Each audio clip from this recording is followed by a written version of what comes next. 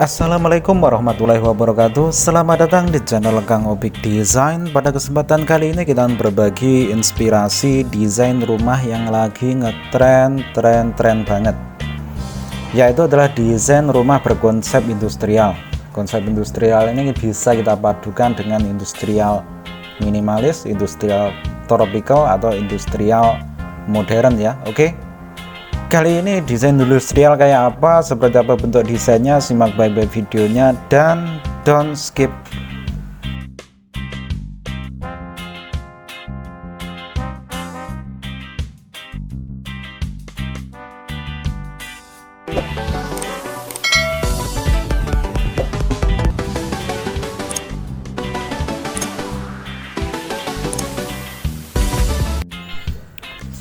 Dan pertama-tama akan kita coba bahas bentuk potongannya ya. Ini adalah bentuk potongan dari samping. Ketika rumah ini view-nya dari samping, dipotong dari samping ya, seperti ini bentuknya. Perhatikan baik-baik, jika kecepatan bisa Anda pause ya. Kemudian rumah ini idealnya berdiri di atas lahan berukuran 6 x 16 atau 15 meter gitu ya, dengan ukuran bangunannya rumah ini adalah 6 x 12 meter. Rumah ini untuk lantai dasarnya seperti ini, untuk denahnya masing-masing kamar berukuran 3 x 3 meter. Kemudian untuk lantai keduanya kita isi dengan satu buah kamar, juga satu buah area ruang keluarga ya. Oke, dengan dak betonnya untuk lantai duanya cukup ada di belakang saja ya, sedikit ini untuk dak betonnya. Jadi untuk pembiayaannya juga nggak terlalu tinggi amat ya. Oke, seperti ini dia bentuk potongannya kawan.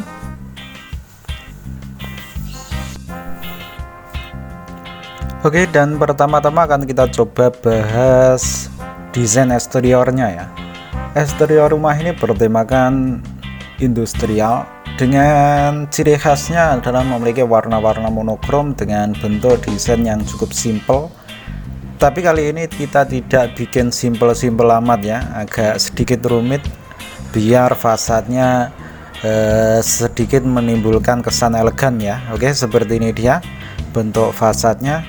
Saya kira cukup elegan, juga nggak terlalu rumit amat ya. Ya, oke. Dengan warna-warna yang sedikit gelap, dia akan menghasilkan kesan yang cool ya. Cool, dan itu ada ciri khas rumah-rumah industrial ya. Saya kira terlalu cool kalau industrial pure gitu ya. Oke, sebelum kita bahas satu persatu, kita coba keliling dulu ya. Kita bahas dari bentuk atapnya. Bentuk atap rumah ini adalah bertipekan pelana ya, bentuk atap pelana, dengan gentengnya kita pakai genteng flat biar serasi dengan bentuk fasadnya. Kemudian yang bagian belakang ini biar agak low budget ya, kita pakai atap spandek atau galvalum ya. Ini cuman agak miring masangnya ya, tukangnya kurang profesional ini masangnya ya, agak kemiringan itu ya. Oke, seperti ini dia bentuk gentengnya, dan masih ada space di bagian belakang itu untuk area cuci jemur, juga area sumber pencahayaan ya. Ya, seperti ini dia untuk tandan air kita taruh di ujung belakang. Oke, sebelum kita bahas lebih jauh, kita sejenak intermezzo ya. Ini mengenai kemaritiman Indonesia ya. Mengapa sih Indonesia itu masih saja kekurangan garam, padahal garis pantai Indonesia itu bisa dibilang terbesar di dunia ya. Oke, atau terpanjang lah itu. Karena saya baru tahu ya sebabnya. Karena di gudang garam sendiri itu isinya rokok semua bro, nggak ada garamnya. Nah itu nggak tahu itu kok gudang garam isinya kok rokok semua. Pantesan itu Indonesia masih aja import garam ya. Oke, ya kita lanjutkan ke desain kawanku. Kita bahas satu persatu dari ujung depan. Paling ujung depan kita isi dengan area carport ya. Tentunya carport selalu berada di ujung depan ya. Kalau di belakang rumah itu namanya sorong pot. Oke, luas daripada carport ini adalah berukuran lebarnya 3 meter dengan panjang ke belakangnya 4,5 meter. Kemudian di sebelahnya ini adalah area penghijauan atau area bermain untuk anak ya, berukuran 3,5, maksudnya berukuran 3 kali 4 meter juga. Kemudian di sini bentuk fasad ini poin plusnya atau center pointnya berada di, ada dua ya. Yang kedua adalah di ketiga pilar ini. Kemudian yang pertama berada di ini ya, garis-garis horizontal ini ya, itu adalah berbahan daripada aluminium ya.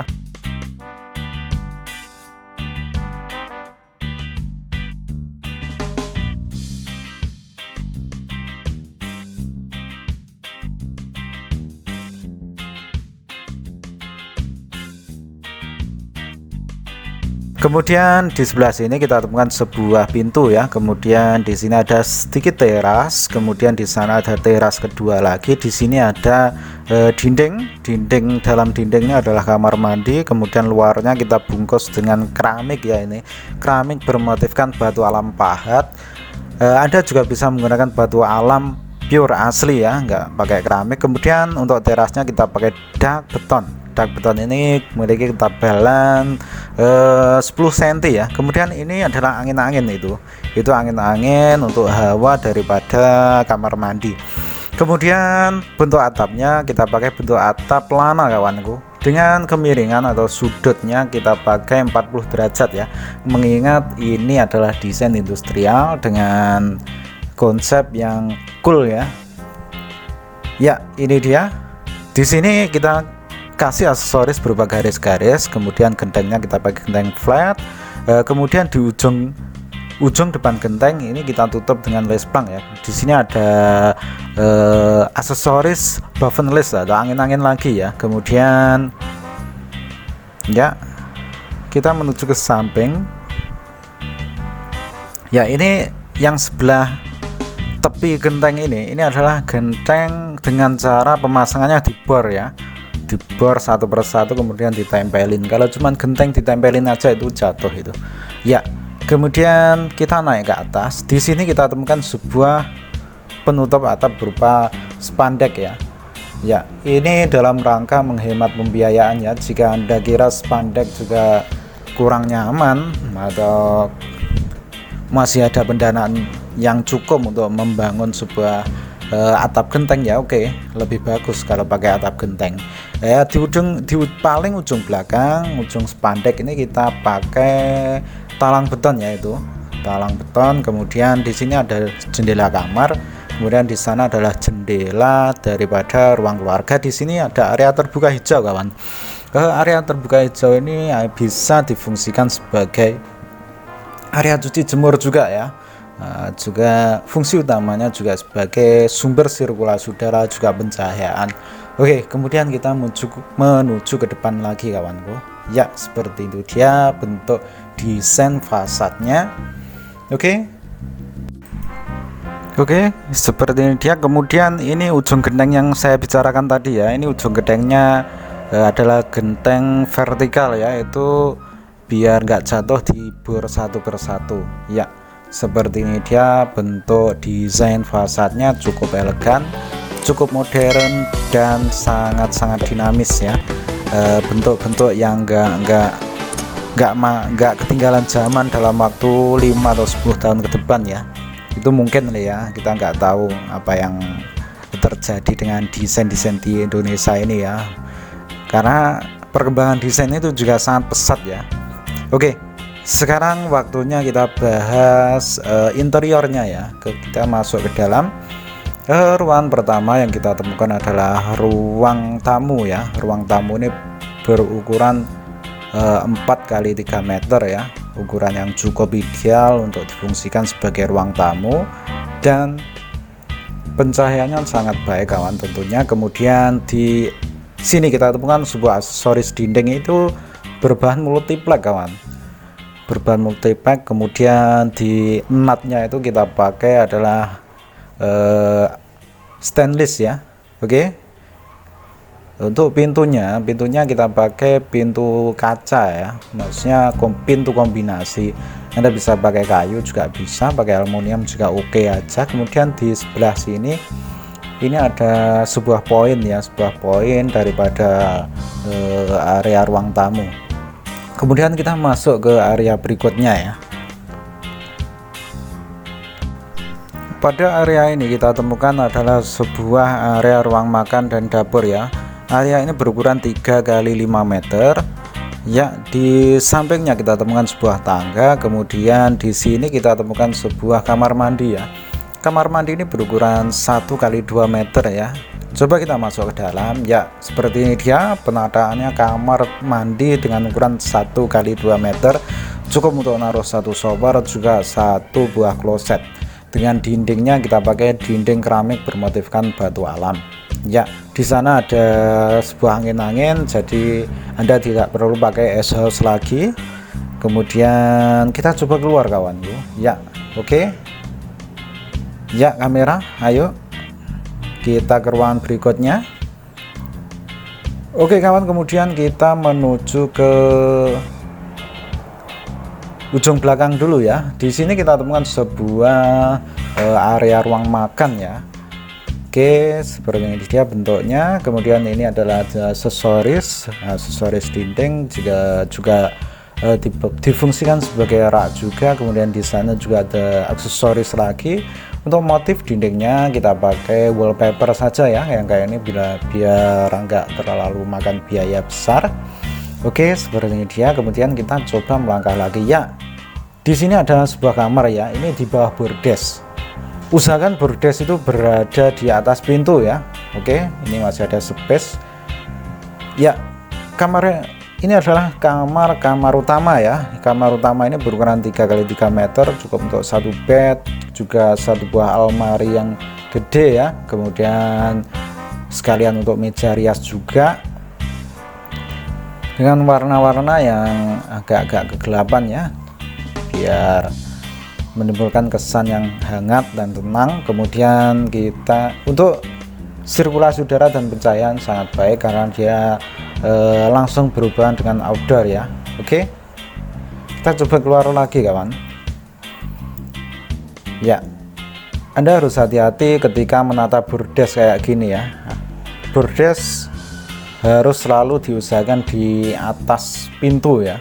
Oke, ketinggiannya bordes ya. Kemudian di sini kita temukan sebuah area terbuka hijau kawan. Area terbuka ini bisa Anda gunakan sebagai area cuci jemur, juga ini adalah sumber sirkulasi udara utama bagian belakang ya. Ya, kemudian kita masuk lagi. Tips dari saya untuk menata tangga itu, sebelum Anda menentukan ketinggian lantai keduanya, Anda setting dulu tangganya bro.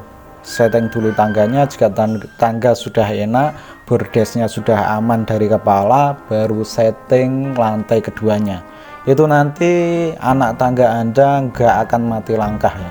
Oke, kemudian ini adalah kamar anak ya. Kamar anak yang lantai dasar ini berukuran 3 kali 3 meter, cukup untuk naruh satu bed, juga satu buah almari ya. Tentunya ukuran furniturnya Anda sesuaikan dengan ukuran daripada ruangannya ya. Oke, kemudian kita coba naik ke atas kawan. Oke, kalau naik ke bawah itu namanya nyungsep ya. Kemudian kita coba naik lagi, naik kawan ya.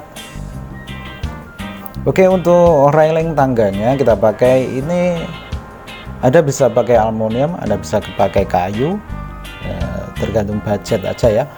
Kalau yang lebih natural tentunya pakai kayu ya. Oke, seperti ini dia nuansa di bordes ya. Kemudian kita coba naik. Di sini kita disambut oleh wall art ya, atau lukisan. Kemudian dindingnya kita pakai wallpaper saja berbentuk batu alam ya. Kemudian di sini kita temukan sebuah transisi ya, transisi daripada ruang bawah dan ruang atas ya. Oke, sekarang kita berada di area ruang keluarga. area ruang keluarga ini berukuran 3 kali 2 meter ya. Oke. Di sini sangat-sangat segar ya udaranya, karena dia langsung menghadap ke jendela ya. Ya. Kemudian kita coba masuk ke kamar anak lantai atas ya. Kamar anak lantai kedua ini berukuran 3 kali 2 meter ya, dengan penataan yang cukup simpel saja, karena luasannya ya memang nggak luas ya. Oke, seperti ini dia. Cukup untuk satu bed, satu buah almari, dan